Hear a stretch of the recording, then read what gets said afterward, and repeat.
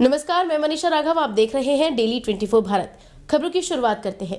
केंद्रीय गृह मंत्री अमित शाह ने नागरिक संशोधन अधिनियम को लेकर बड़ा ऐलान किया है। अमित शाह ने कहा है कि चुनाव से पहले पूरे देश में सीएए लागू किया जाएगा और उन्होंने कहा है कि मैं साफ कर देना चाहता हूं कि सीएए किसी व्यक्ति की नागरिकता नहीं छीनेगा। उन्होंने विपक्ष पर मुसलमानों को गुमराह करने का आरोप भी लगाया है। उन्होंने कहा है कि चुनाव से पहले सीएए को लागू करने का नोटिफिकेशन जारी कर दिया जाएगा। दरअसल दिसंबर महीने में बंगाल दौरे के दौरान दावा किया था कि सीएए को लागू करने से पहले कोई रोक नहीं सकता। उन्होंने ET now global business summit 2014 में कहा था कि हमने पूर्वोत्तरी राज्य जम्मू कश्मीर को विशेष दर्जा देने वाले संविधान के अनुच्छेद 370 को निरस्त कर दिया है। इसलिए हमें भरोसा है कि देश की जनता बीजेपी को 370 सीट और एनडीए को 400 से अधिक सीट पर जीत दिलाकर अपना आशीर्वाद देगी। शाह ने कहा कि 2024 का चुनाव एनडीए और विपक्षी गठबंधन इंडिया के बीच नहीं, बल्कि विकास और महज नारे देने वालों के बीच चुनाव होगा। उन्होंने कांग्रेस नेता राहुल गांधी की भारत जोड़ो यात्रा के बारे में पूछे जाने पर कहा कि नेहरू गांधी वंशज को इस तरह की यात्रा करने का कोई अधिकार नहीं है, क्योंकि 1947 में देश के विभाजन के लिए उनकी पार्टी ही जिम्मेदार थी। भगवान कल्कि की भूमि माने जाने वाली संभल में आगामी लोकसभा चुनाव को लेकर सियासी गर्मागर्मी अब शुरू हो गई है। सपा का वर्चस्व इस सीट पर माना जाता है। फरवरी में पीएम मोदी समेत राष्ट्रीय स्तर के नेताओं का जमावड़ा संभल में रहेगा।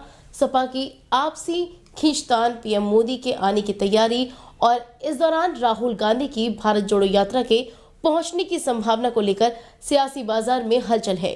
सभी दावेदार आगामी कार्यक्रमों पर नजर गड़ाए बैठे हैं, तो वहीं बीजेपी दौड़ में अभी से आगे निकलने की जदोजहद में लगी है। संभल लोकसभा सीट यादव मुस्लिम बहुल सीट है। 2019 के लोकसभा चुनाव में सपा के डॉक्टर शरीफुर रहमान वर्क 1.74 लाख मतों से बीजेपी के परमेश्वर लाल सैनी को हरा चुके हैं। बीजेपी की लहर में डॉक्टर शरीफुर रहमान वर्ग की जीत सपा की मजबूती को बयां करती है। बता दें कि सपा मुखिया पूर्व सीएम मुलायम सिंह यादव भी 2 बार संभल से सांसद रह चुके हैं। यहां से 1998 और 1999 में हुए लोकसभा चुनाव में जीत उन्होंने दर्ज की थी। इसके बाद 2004 के लोकसभा चुनाव में प्रोफेसर राम गोपाल यादव सपा के टिकट पर विजयी हुए थे।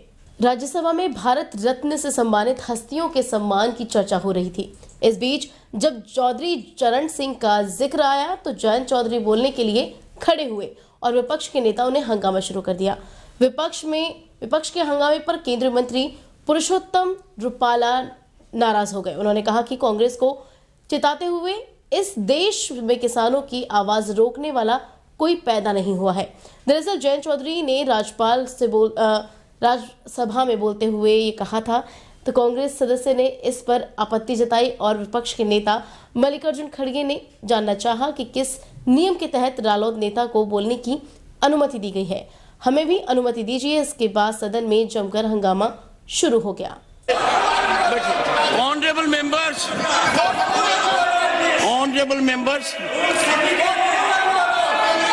सभापति जी, अगर मेरी बात दर्ज हो रही हो, मैं बात चालू। One at a time, leader of the opposition. Do you want to say? Either control your people or please say something. Shri Mallika Arjun Khadge ji, either control your people or you rise and address the house. I give you 2 options. What? No. Now sit down. Leader of the opposition is on the floor. नहीं, 1 minute. One second. नहीं, सुनिए। Please, everyone to Mr. Javadekar, no one will rise. Tamil Nadu के one विभाग ने railway पटरियों पर हाथियों की मौत को रोकने के लिए एआई आधारित प्रणाली शुरू की है। इस पर तमिलनाडु के वन मंत्री डॉक्टर मैथिवैथन ने कहा है कि इस नई प्रणाली से हम खुश हैं।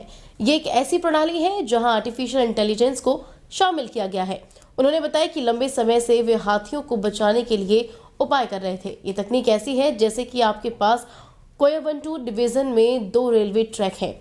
यहाँ बैगई नदी है जिसके लिए हाथी रेलवे ट्रैक को पार करके आते हैं। उन्हें जो मुसीबत झेलनी पड़ती है वो ये है कि जब हाथी रेलवे पटरियों पर आते हैं या उन्हें पार करते हैं तो ट्रेन के नीचे आ जाते हैं, जिससे उनकी मौत हो जाती है। इन्हीं हादसों से निपटने के लिए इस तरह की कार्रवाई को अंजाम दिया गया है। लोकसभा चुनाव जैसे जैसे करीब आ रहे हैं, बीजेपी अपनी जीत को लेकर आश्वस्त है। केंद्रीय मंत्री और बीजेपी सांसद अनुराग ठाकुर ने एक बार फिर से मोदी सरकार की वापसी का दावा किया है। अनुराग ठाकुर ने संसद भवन में कहा कि तीसरी बार मोदी सरकार ही सत्ता में वापसी करने जा रही है। इसके साथ ही उन्होंने तीसरी बार मोदी सरकार अब की बार 400 पार का नारा भी दिया है। बता दें कि इस दौरान अनुराग ठाकुर ने भगवा रंग की हुडी पहनी थी, जिस पर नवो हैट्रिक लिखा हुआ था। तीसरी बार मोदी सरकार, अब की बार 400 पार। नरेंद्र मोदी जी हैट्रिक लगाएंगे और भारत को तीसरी सबसे बड़ी अर्थव्यवस्था बनाएंगे। नरेंद्र मोदी जी तीसरी बार चुनकर आएंगे तो देश के गरीबों का और कल्याण करेंगे, भारत को और बढ़ाने का काम करेंगे, देश का मान सम्मान और बढ़ाएंगे। देश में जो वायदे किए थे वो पूरे किए। इकलौती पार्टी भारतीय जनता पार्टी ऐसी पार्टी देश में है जिसने पहले दिन से अपने आज तक के एजेंडे को जो कहा वो किया। धारा 370-35 से मुक्ति दिलाई, ट्रिपल तलाक से मुक्ति दिलाई और भव्य राम मंदिर बनाया। अब हैट्रिक भी लगाएंगे। उत्तराखंड की खबरों से शुरुआत करते हैं। उत्तराखंड के हिंसा प्रभावित इलाके में मुख्यमंत्री पुष्कर सिंह धामी पहुंचे। यहां उन्होंने बनभूलपुरा में हुई घटना में घायल पुलिसकर्मियों, अधिकारियों और जनता से मुलाकात की और घायलों से उनका हालचाल पूछा और उन्होंने बातचीत भी की। बता दें कि हल्द्वानी में अतिक्रमण विरोधी अभियान के बाद हिंसा भड़क गई थी। आक्रोशित लोगों ने प्रशासन की टीम पर हमला किया था। पुलिस ने इस मामले में कई उपद्रवियों को गिरफ्तार भी कर लिया है। इस बीच सीएम धामी ने कहा कि प्रशासन की टीम अवैध अतिक्रमण को हटाने गई थी। उनके ऊपर सुनियोजित तरीके से हमला किया गया। जिस तरह से हमारे पुलिस कर्मियों और अधिकारियों को, खासतौर पर महिला अधिकारियों पर हमले किए गए हैं, उनको मारा पीटा गया है और पत्थर बंदूक से हमला किया गया है। जितना इसके बारे में कहा जाए उतना खराब है। उत्तराखंड देवभूमि है, यहाँ कभी ऐसे हालात नहीं रहे। इन्होंने देवभूमि की फिजा को खराब करने का काम किया है, कानून अपने हाथ में लिया है। पत्रकारों से भी मारपीट की गई, उनके कैमरे भी तोड़े गए हैं। हल्द्वानी के बनभूलपुरा थाना इलाके में हुई हिंसा की घटना की मजिस्ट्रियल जांच होगी। कुमाऊं आयुक्त दीपक रावत को थाना बनभूलपुरा, हल्द्वानी और निकटवर्ती इलाके में हुई हिंसात्मक घटना की मजिस्ट्रियल जांच के लिए जांच अधिकारी नामित कर दिया गया है। मुख्य सचिव राधा रतूड़ी ने निर्देश दिया है कि मंडलायुक्त दीपक रावत मजिस्ट्रियल जांच करेंगे। कुमाऊं आयुक्त को 15 दिन के भीतर घटना की निष्पक्ष जांच रिपोर्ट उपलब्ध कराने के निर्देश भी दिए गए हैं। हल्द्वानी के बनभूलपुरा हिंसा मामले में पुलिस ने एसओ मुखानी, सहायक नगर आयुक्त और एसओ बनभूलपुरा की तहरीर पर 18 नामजद समेत 5000 उपद्रवियों के खिलाफ मुकदमा दर्ज कर लिया है। घटनास्थल और आसपास के इलाके से 5 शव भी बरामद किए, जिसकी पुलिस ने कोई पुष्टि नहीं की। पुलिस वीडियो, सीसीटीवी फुटेज और फोटो के आधार पर उपद्रवियों की तलाश शुरू कर चुकी है।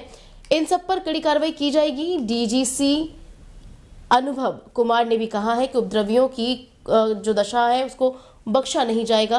पुलिस चुन चुनकर इनके खिलाफ यूएपीए और एनएसए के तहत कार्रवाई करेगी।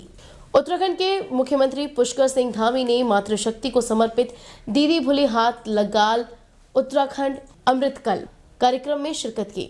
इस अवसर पर मुख्यमंत्री ने आर्मी हेलीपैड से शिखर होटल अल्मोड़ा तक विशाल रोड में भाग भी लिया। रोड शो हुआ था, इसमें उन्होंने भाग लिया। सीएम के अल्मोड़ा पहुंचने तक स्थानीय बीजेपी पदाधिकारियों ने उनका स्वागत भी किया।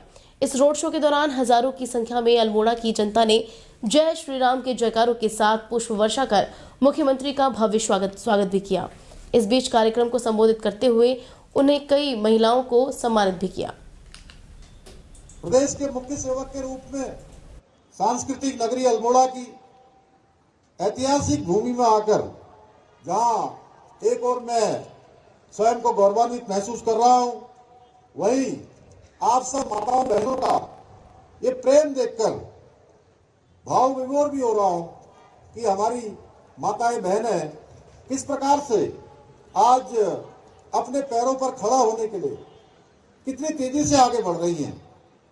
अल्मोड़ा की इस पावन भूमि को जिस अष्टभैरव व नौ दुर्गा का आशीर्वाद प्राप्त है तथा जिसकी रक्षा लोक देवता गोलजू महाराज स्वयं कर रहे हैं, ऐसी महान भूमि को भी मैं प्रणाम करता हूं। काशीपुर के रामनगर रोड पर बने आनंद क्रिस्टल होटल में भारतीय जनता पार्टी के पूर्व जिला मंत्री अमित सिंह ने प्रेस कॉन्फ्रेंस की, जिसमें उन्होंने बताया कि 7 फरवरी को उनके निवास स्थान हेमपुर इस्माइल में ईडी की टीम ने छापेमारी की।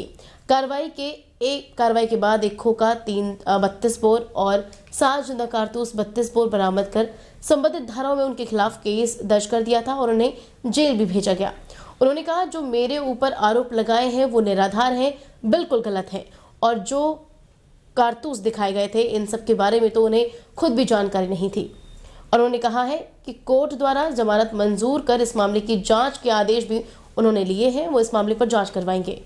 कार्रवाई देखिए, जो भी मुझसे सहयोग मांगा गया ईडी के अधिकारियों द्वारा, जो भी मुझसे जिस संबंधित सवाल पूछे गए, मैंने उन सभी सवालों का बड़ी शालीनता के साथ और बिल्कुल उनको हर तरीके से कोऑपरेट किया। जो भी मुझसे दस्तावेज मांगे गए हैं मैंने वो सारे दस्तावेज उनको दिखाए और मुझे लगता भी है कि ईडी पूर्ण रूप से संतुष्ट होकर मेरे आवास से गई। जो लिखा गया वो ITI पुलिस थाने द्वारा लिखा गया और उसमें जो जिक्र आया है कि मेरे घर से .32 की कारतूस मिले हुए हैं, 6 या 7 वो कारतूस हैं और उसमें से कोई एक शायद खोखा भी है, तो उससे ना तो मेरा कोई संबंध है और ना ही उससे मेरा कोई लेना देना है। यही विषय मैंने कल माननीय अपने न्यायालय के समक्ष रखा मेरे अधिवक्ता के माध्यम से और माननीय न्यायालय ने उस पर विचार भी किया और उसके तहत ही मेरी जमानत। शक्ति फॉर्म के टैगोर नगर ग्राम सभा में शुक्रवार रात करीब 9:30 बजे भीषण आग लग गई। आग लगने से भारी नुकसान हुआ है। मिली जानकारी के मुताबिक भीषण आग दिहाड़ी मजदूरी करने वाले विश्वजीत दास और विश्वेश्वर भक्त की झोपड़ी में लगी है, जिससे उनकी 4 बकरी, गाय और बछड़ा बुरी तरह से झुलस गए।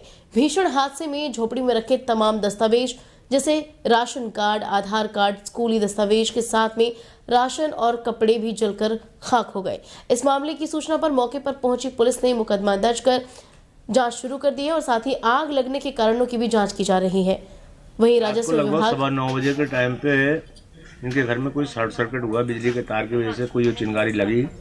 जो गोलघर था इनका, यहाँ पर की बकरी और गाय बंधी हुई थी, तो उसने जो बेड़ा टटिया जो लगी हुई थी उसने आग पकड़ ली और आग पकड़ते बड़े बीभत्स सीन हो गया। और उसी आग को बुझाने के लिए इनके पड़ोसी भी आए, तो पड़ोसी इधर आग बुझा रहे हैं, इधर उनके बराबर में उनके भी बेड़ा लगे हुए थे, उस घर में भी आग लगा ली। इन 2 घरों में अच्छा नुकसान हुआ है, जिसमें मेन घर में जहाँ आग लगी है उनकी 4 से 5 बकरी जगह पे एक्सपायर हो गई और गाय काफ़ी मात्रा में जल चुकी है। गाय चला जल गया, वो बिजली सर्किट से आग लगने के कारण घर के पास जितने भी एक घर था वो भी जल गया और इनका बहुत नुकसान। उत्तराखंड के सीमांत खटीमा कोतवाली क्षेत्र में पुलिस के हाथ बड़ी सफलता लगी है। उधम सिंह नगर STF और खटीमा की चकरपुर चौकी पुलिस टीम ने 1 किलोग्राम स्मैक के साथ 2 तस्करों को गिरफ्तार कर लिया है। गिरफ्तार आरोपी सगीर अहमद और बाबू साहा है, जिनसे पूछताछ की गई है। स्मैक बरेली से लेकर नेपाल की ओर एक पार्टी को बेचने जा रहे थे। जिले की STF टीम को जैसे ही ड्रग तस्करों के क्षेत्र में होने की जानकारी मिली तो उन्होंने खटीमा की चकरपुर चौकी पुलिस को साथ लेकर स्ट्राइक करते हुए दोनों तस्करों को गिरफ्तार कर लिया, जिनके पास से अंतर्राष्ट्रीय स्मैक की कीमत अगर बात करें तो 1 करोड़ से ज्यादा बताई जा रही है। नशे के विरुद्ध नियमित रूप से कार्रवाई की जा रही है। इसी क्रम में कल दिनांक 9/2/2024 की साइंग को उत्तराखंड STF कुमाऊं मंडल की टीम और थाना पुलिस की संयुक्त टीम द्वारा अभियुक्त सगीर अहमद व बाबू साहब निवासी अलीगंज जनपद बरेली को करीब 1 किलो अवैध स्मैक के साथ गिरफ्तार किया गया है। अभियुक्तगणों को NDPS एक्ट के तहत। फिलहाल इस बुलेटिन में बस इतना ही। देश दुनिया की तमाम खबरों के लिए देखते रहें डेली 24 भारत। नमस्कार।